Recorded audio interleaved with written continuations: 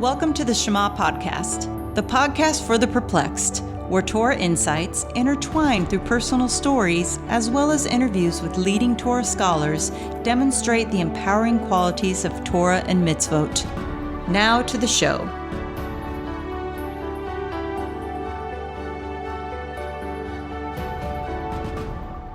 Welcome back, my friends, to another episode of the Shema Podcast.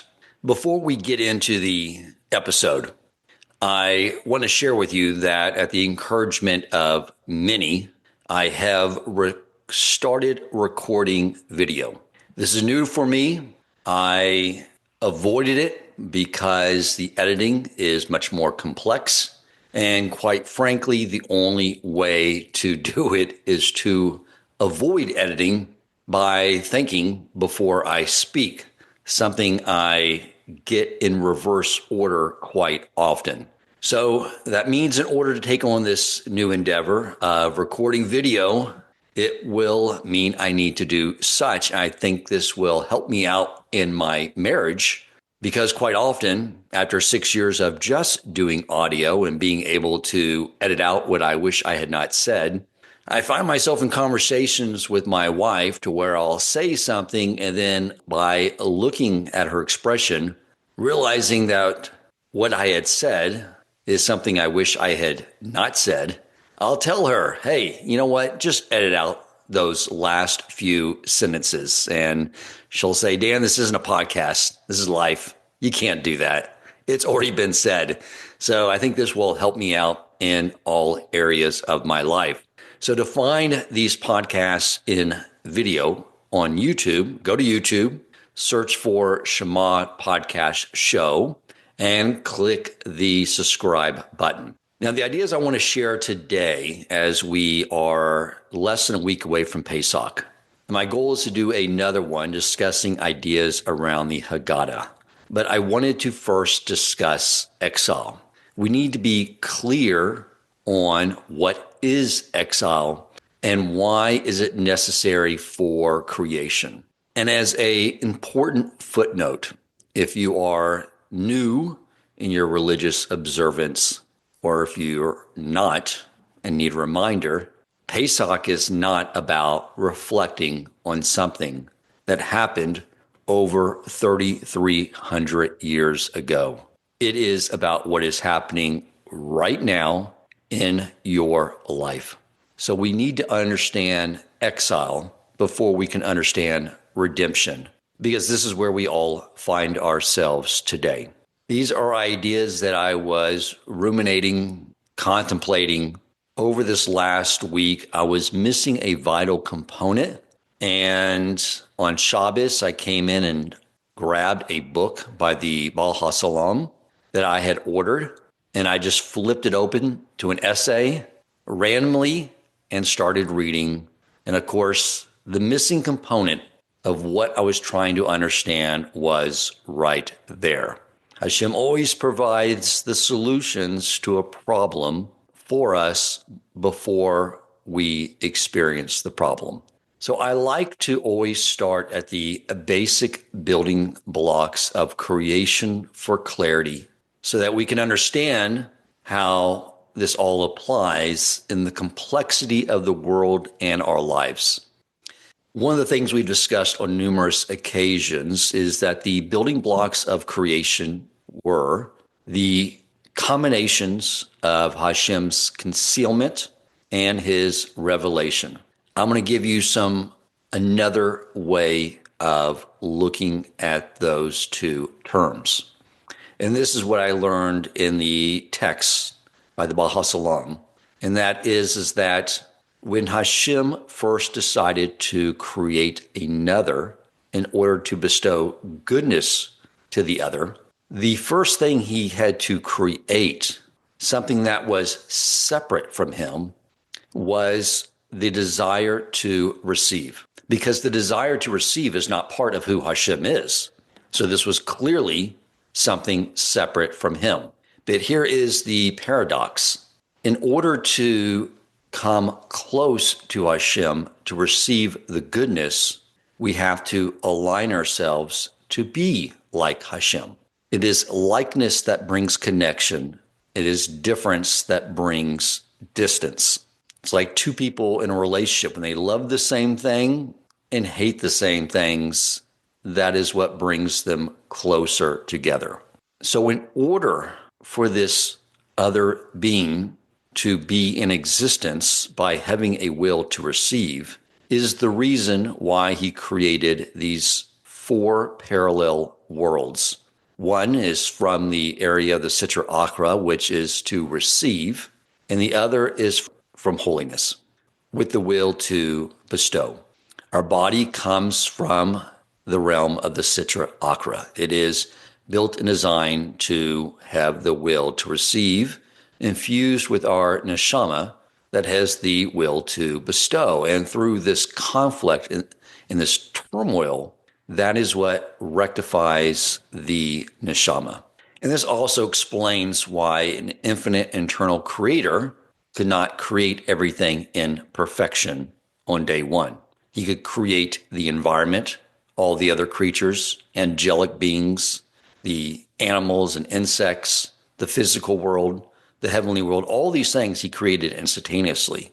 But when it comes to creating us to be in his image, it is something that he could only give us the tool set to do, but then it is up to us to build ourselves into the image of God. That is why he had to give us some time, because we're not infinite internal creators. We needed time in order to do this.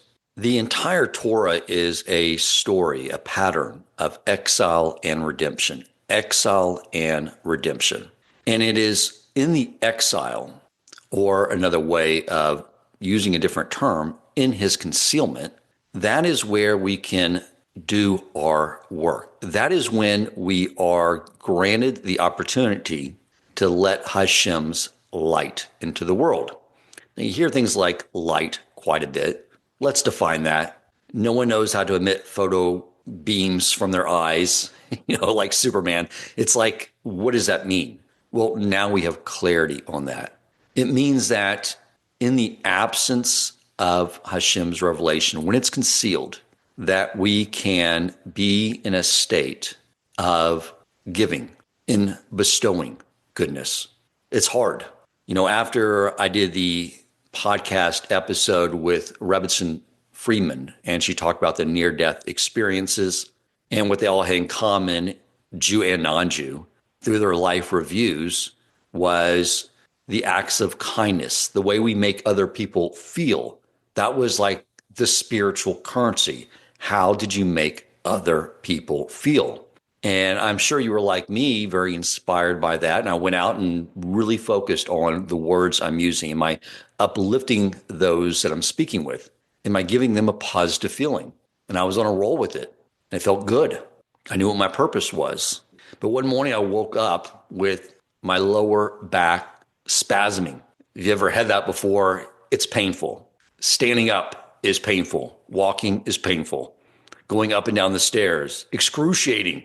It's very difficult. And in that pain that my body was experiencing, it brought me into a very selfish state, a state of concealment. And after a few hours that morning, hobbling around the house, my wife comes downstairs. She gets on to me about something. We were in the kitchen. More than likely it was I had not loaded the dishwasher properly. In all fairness to her, we've been married 22 years. I still throw things in, not really thinking about what I'm doing. She has every right to be frustrated that I still don't take the time to actually put everything in a proper order.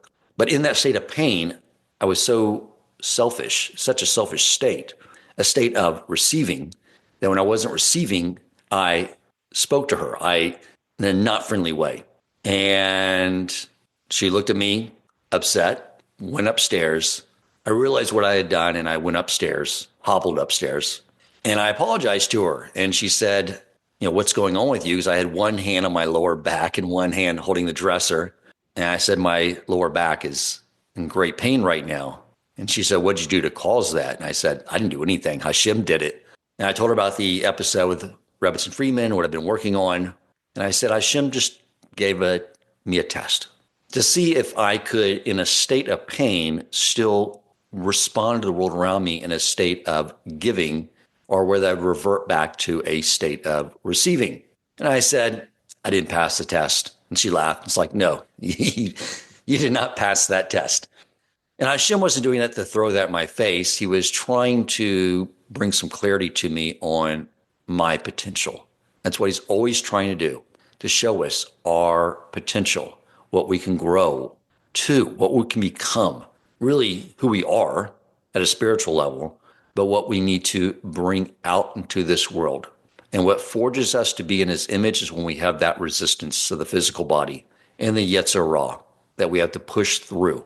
When you look at all the stories of our forefathers, when you read those stories, to read those stories like these are other people, I don't think is as productive as it can be, but instead to place yourself in their situation.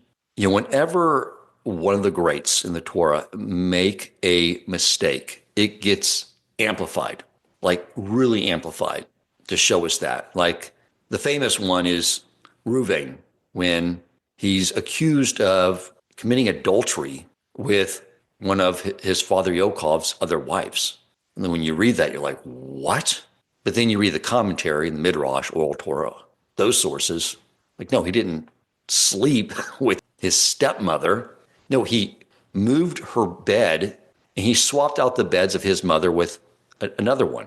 But when you amplify that action, he interfered with his father's conjugal relationships with one of his wives. The amplification of that is adultery. But that's how he treats people at such high levels, and to give us lessons. But when you don't hear critiques, that tells you quite a bit. It tells you who these people really are and what we're supposed to mirror as far as their behavior. So you can look at all of them, but we'll focus on the story of Yosef, because that is the story that led to the exile in Egypt. He started off his father's favorite. He was the crown jewel in his father's eye. He was positioned in a very favorable place. But he had to develop himself. Hashem had to help him develop himself. So one of the first things that happens in the narrative is he gets thrown into a pit. Hashem has to throw him down, literally, figuratively, into a place of concealment, of exile. And he gets sold to the Arabs, and he notices the sweet-smelling incense that they are transporting, and there he is shackled, being transported into slavery, and he focuses on the positive.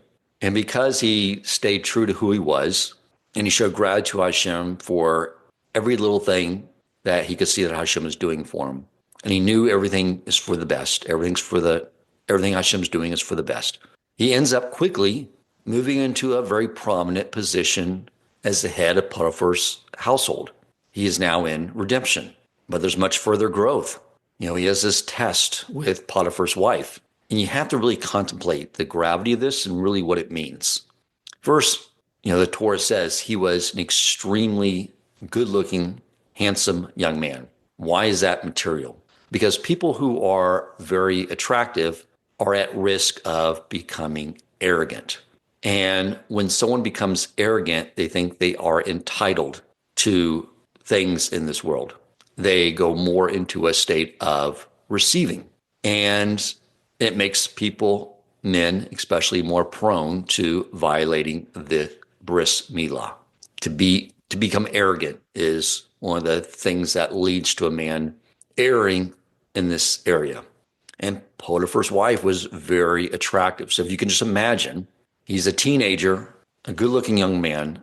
His beautiful wife, Potiphar, the wife of Potiphar is very beautiful, and she's trying to seduce him day in and day out. He has teenage hormones going through his system. His body, again, like all of ours, comes from the Sitra Achra, the will to receive. What is the sexual impulse pulling someone to do? To have the will to receive this pleasure that doesn't serve a purpose. And so with all that against him, this is the core of a human being, is this urge. And he was able, day in and day out, to fight this. In the end, he was about to give up, but that's when Hashem stepped in. And what was his reward for basically avoiding going into the will to receive? What was his reward for accomplishing this task? A great task, a tremendous test. The reward was to go to the next level, the next test. He goes into a prison. So he was in a prison for 12 years. But here is the way he behaved. He was focused on a will to bestow. He was constantly thinking about the needs of the other prisoners. This elevated him in the eyes of the guards, and he sort of ran the prison. But he lived in there for 12 years. Now, many would, in that state, being thrown in prison for 12 years, being innocent, would have gotten to a dark place of, this is totally unfair. Why is this happening to me? They would have gotten angry, very selfish, but he did not do that. He stayed in a will to bestow. He focused on the needs of others. And that is why the cupbearer and the baker, when he saw they were despondent, he went over to console them and asked them, what he could do to help, which led to him interpreting their dreams. But he was not giving in order to receive. He was giving to give. And after that 12 years of refining that quality and making just who he was, no matter what the condition, no matter what the concealment, again, most of us by default, we get into a place of concealment where we're lacking something like personal freedom, or we're lacking anything in life, we get into a state of receiving and getting upset. Why don't I have this? Why don't I have that? That is not how we let Hashem's light into the world. We let Hashem's light in the world when he conceals himself, when we go into our exiles during our life, which happens up and down throughout the year. And in those moments, stay into a state of having a will to bestow. Very challenging, but this is what we are meant to do. This is what it means to be a light in the nations. This is what it means to shine light in darkness, is to stay in a state of the will to bestow, to give. And so after he goes through that and he trains himself, that becomes who he is, then he is ready to be the viceroy of Egypt, giving what tasks? To provide the food for the entire world. He was in a place through his desire to bestow goodness to those around him. Hashem placed him in that position. He gave him the resources to fulfill his desire to give. Now, I'll be honest with you, sometimes I've gotten a little frustrated with the fact that my tzedakah doesn't immediately come back to me many times over like it used to. And I realized that at the early stages, what Hashem was teaching me is give to receive. And that's fine. That's a good starting point. But the next step is giving to just give. Can you just give just to give without something in return? Does it have to be transactional? Is Hashem transactional? No. That's why he needed to move me to a different level of not having instantaneous ATM status relationship with him where I put in $100 and the next day $2,000 came out. That was training, but it was not the end. It was a means to an end to help me develop my potential and all of our potential to be in the image of God, which means to be in a state of desire to bestow, desire to give. And now we can begin to make sense of why the Jews had to enter into Egypt. They had to go into this long area of concealment. But the Jews had fallen to the 49th level of impurity. Many were engaged in idolatry. The one thing they did was keep themselves separate from the other nations. And so and this is why at Mount Sinai, the revelation came from above.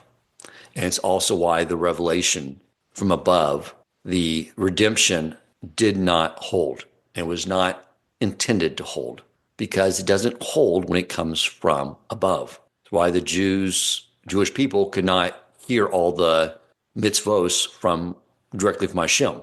Their neshama, who on the will to bestow, couldn't stay in a body that was unrefined and still in a state of will to receive. That's why they kept separating, and the Jews kept dying when they heard the first two mitzvos. And it led to them sinning with the golden calf. Before the golden calf, but backing up to the point to where they said, we will do, and then we'll hear. At that point, they received their 2 crowns, which means the Yetzer Hara was pulled from within the Jewish people. There was no more death. Anyone who was sick was healed. If they were blind, they could see. If they're missing a limb, they now had a limb. Because the impediment of their neshama, really infusing their physical body and perfecting the physical body, that was removed. And you can see, but those what they said, we will do and we will hear, which means when Hashem is concealed, when we were in a state of exile in our lives, that we will do what Hashem wants regardless. We don't need to sit there and say, if I do this for you, Hashem, what's in it for me? We find ourselves doing that, like many of us do. I do. And that's the mindset we have to escape from. And that's why the final exile, this very long one, is so necessary, because we have to initiate it from below this time. That's why the last holiday of the year is Purim, because we committed to the Torah and we initiated it from below. That's why it'll be the only remaining holiday when Mashiach comes. So that is the purpose of exile. That is our opportunity to forge ourselves. It's easy to be kind and think about others when you are feeling great. It's easy to give tzedakah when you have lots of money and you're wealthy. But to do those things, to act selfishly, to want to just have the desire to give even when you're lacking, that's in the image of God. And that's what our task is. So I want to, with that in mind, share some things to really contemplate before we get to Pesach. And everything I'm saying to you, I'm saying to myself. That's why I do these podcasts. I'm talking to myself. Stop and think about everything that you are currently worrying about. Okay. Think about everything you worry about. And then once you've identified those things, I want you to now phrase that correctly, is that what you worry about is what you fear. And what you fear is something other than Hashem. Let's just be honest with ourselves, because this is the exile. And this is what we want to free ourselves from. And whenever you hear in the Haggadah Pharaoh, you need to know who your pharaohs are. The Jews in Egypt thought Pharaoh had power. They were dependent on Pharaoh for food. And that's why Hashem needed to create the illusion that he had power, so he in front of their eyes could, remove that illusionary power around Pharaoh so the Jews could see that Hashem is the only power. So we go through this every year, but during the year we get caught up, not accusing you, but I suspect most of us, where we assign power to other things, because if not, we wouldn't be worried about anything. We'd only have fear of Hashem. And fear of Hashem is freedom.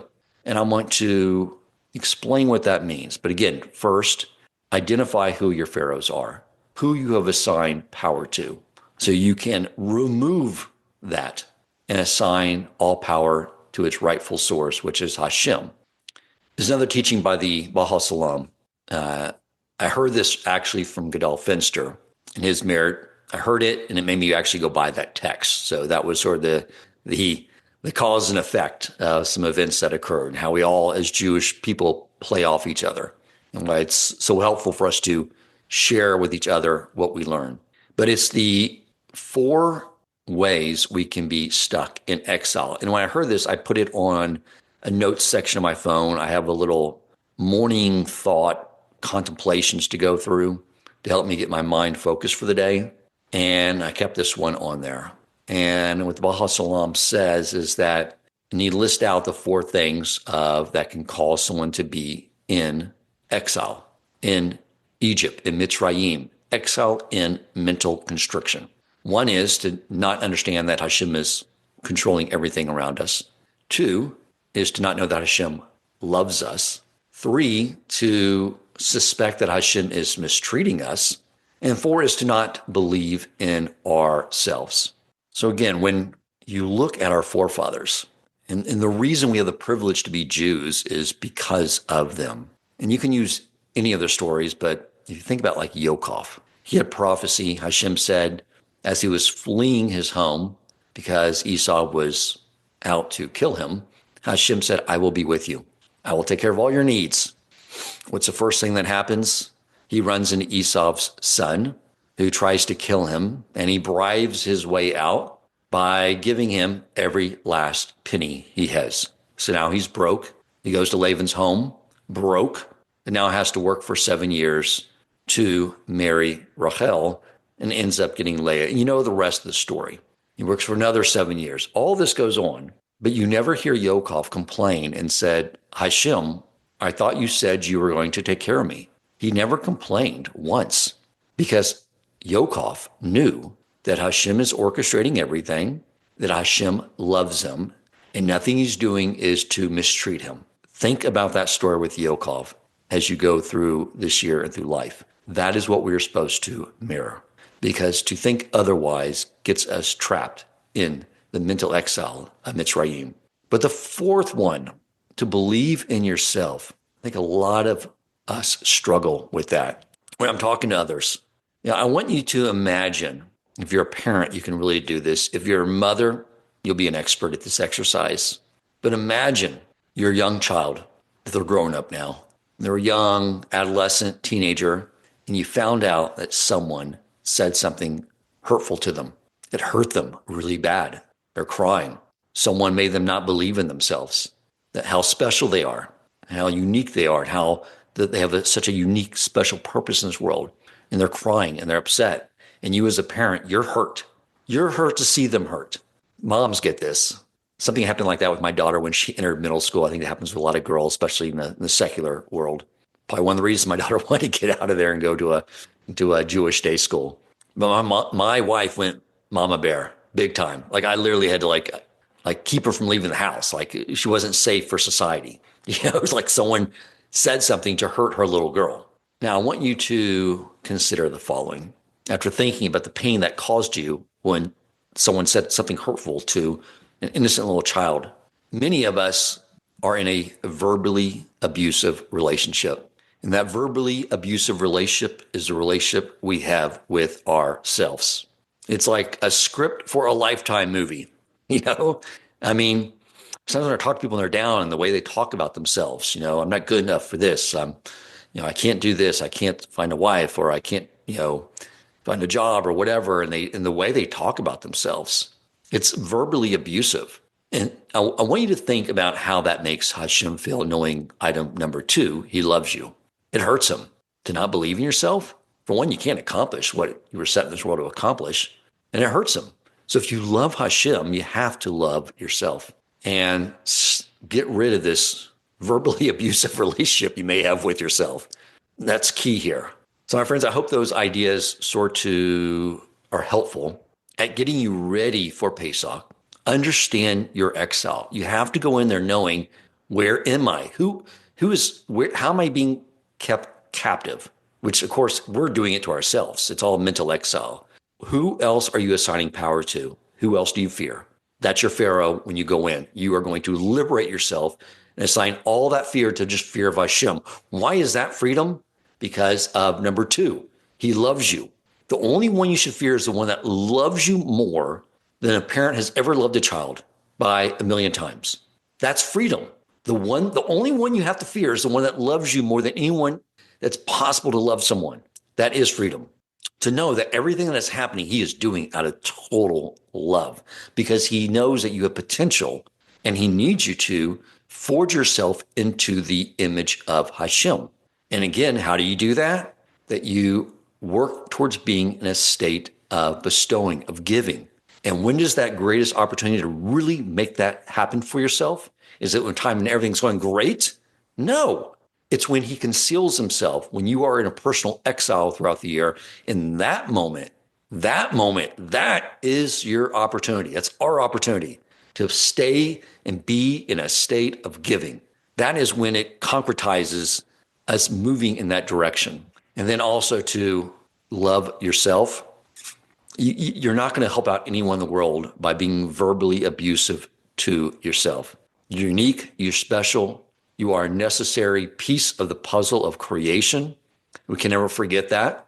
It's not humility to do that. Humility is knowing all the resources that Hashem gave you and being appreciative of all those resources, but knowing that all those resources came from Hashem. So I hope that was helpful, my friends.